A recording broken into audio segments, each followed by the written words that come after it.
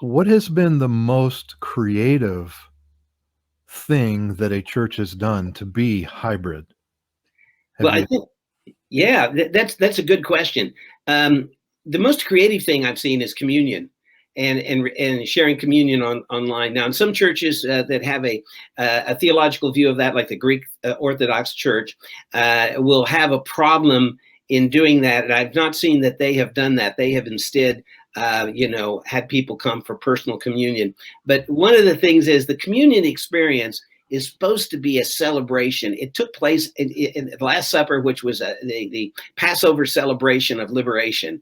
And Mhm. so I've seen churches create a fellowship where people bring their food and they have a meal and they actually sit in front of their screens, eating together, talking, laughing, conversing. They have chat rooms they can move off to converse kind of privately. And then they all come together and the pastor leads them in communion. Now, these are creative things I could never think of. Yeah, But these churches did because they were pressed to have some sort of right. online alternative. So the future hybrid church is going to have online alternatives for almost everything.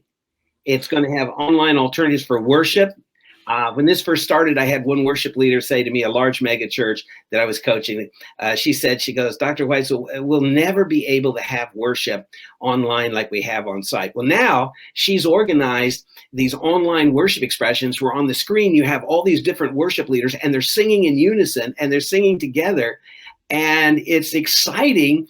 And she told me just recently, she said, I was wrong. She said, we can worship online. It's different, but we can.